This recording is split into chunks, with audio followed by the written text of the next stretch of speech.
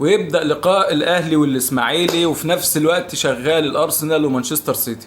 انا مجبر بقى دلوقتي اتفرج على الاهلي والاسماعيلي واسيب الارسنال ومانشستر سيتي، او افتح اللابتوب واتفرج على الاتنين. بس هتعمل ايه؟ يلا.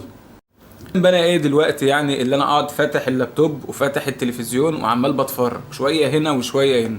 ما يخلوا ده في وقت وده في وقت كده، ما تنسقوا المواعيد يعني، خلي بالكم المشاهدين. النادي الاهلي بيقطف اول فص مانجا عن طريق تاو تاو، وبيبدا باول الاهداف عن طريق جمله ولا اجمل ولا احلى. ده ايه الحلاوه دي؟ حسين الشحات خد الكره من امام عاشور، حطها ببطن رجله كده ترد في العرض. هي مكتوبه لتاو تاو، هي مكتوبه للبرسي. يلا مكتوبه لك يا بيرسو. يلا شكلنا هنضم نادي الاسماعيلي نادي التلاتات الرباعيات، او هيتحط له في واحده من الاتنين.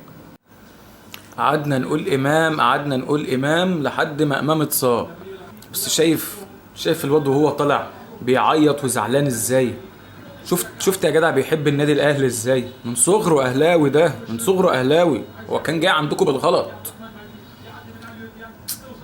شايف الاخلاص وحب التيشيرت. اهلاوي من صغره. ربنا يرجعه بالسلامه بدري بدري كده وما يطولش، لان امام لاعب مهم جدا لا غنى عنه في النادي الاهلي بصراحه. بيفرق جامد، وعندنا ماتشات كتير جايه. ورغم خروج امام، الاهلي يحرز تاني الاهداف باسيست ولا احلى من كوكا. ايه الباصه دي يا اخي؟ ايه الباص ده؟ ودى حسين الشحات منه للجون، وشحات على ما يكدبش خبر يا باشا. الشحات راح انفراد، هيحطها ما فيهاش كلام. حطها جميله واسيست ولا احلى عشان نجيب الجون التاني. وزي ما انا قلت لك في اول الفيديو اللي احنا هنحط الاسماعيلي في الثلاثيات او الرباعيات. استنى بس على ما الماتش يخلص، استنى. والشوط الاولاني بيخلص بتقدم الاهلي 2-0 على نادي الاسماعيلي، عشان ننزل الشوط الثاني ان شاء الله نحط فيهم كمان 2 ونضمهم للرباعيات بلاش الثلاثيات. وبيرسي تاو يحط الجون الثالث عشان نحط الاسماعيلي زي ما انا قلت في نادي الثلاثيات او الرباعيات. هو شكلهم رايحين للرباعيه زي ما انا قلت، هم شكلهم رايحين للرباعيه. ويلا بالشفا يا شباب عشان بقى نفوق للي جاي. وبيرسي تاو بيحط جون تاني جميل عن طريق اسيست من طاهر اللي نزل مكان امام عاشور. شفت يا باشا؟ امام طلع في طاهر عادي جدا. هو سبحان الله هنطلع طاهر في قفشه، طلعنا قفشه في مروان، طلعنا مروان في مين؟ في كوكا. طلعنا كوكا في مين يا خراشي؟ ايه الحلاوه دي؟ ايه الجمال ده؟ لا الاهلي عنده فريق تقيل، الاهلي عنده فريق تقيل. ان شاء الله ناخد افريقيا السنه دي. الدوري كده كده احنا بناخده يعني. ما مين دول اصلا؟ مش عارف ايه اللي جابهم معانا هنا. ان شاء الله ناخد افريقيا السنه دي، وناخد كاس العالم للانديه، وناخد كاس العالم للمنتخبات بالنادي الاهلي. معرفش ازاي بس هناخدها ان شاء الله. وهناخد كاس مصر، ربنا يستر. الاسماعيلي بيروح كتير على الجون وبيسبب خطوره، مش عايزينهم يحطوا جوان. عايزين الماتش يطلع كده مفيش فينا جون، نطلع الشباك نظيفه. يخسروا 3-0 4-0 ويطلعوا ما يحطوش جوان.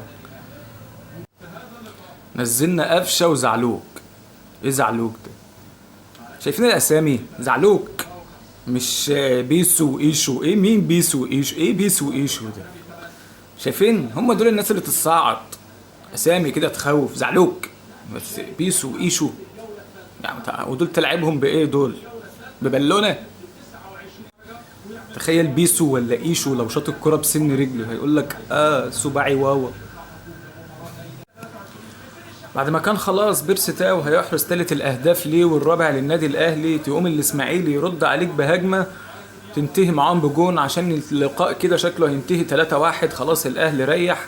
وبصراحه الشناوي ما حدش يلومه على الكرة الاخيره دي، عمل اللي عليه، صد الكوره ردت خلاص، دخل التاني شاط شكرا، بقت 3-1. هل بقى ممكن الاهلي يحرز جون رابع ولا لا؟ هنشوف، بس ما توقعش. خلاص هو كده شكله الاهلي اكتفى بالثلاثيه دي، وحط خلاص الاسماعيلي يضموا النادي الثلاثيات. والشكل الماتش كده خلاص انتهى بنتيجه 3-1. وينتهي اللقاء بفوز النادي الاهلي 3-1 على النادي الاسماعيلي. لكده خلاص حققنا العلامه الكامله في الدوري بدون ولا هزيمه، وضمنا نادي الاسماعيلي لنادي الثلاثيات. والف مبروك لجماهير النادي الاهلي، وان شاء الله خير فيما هو قادم. والسلام عليكم.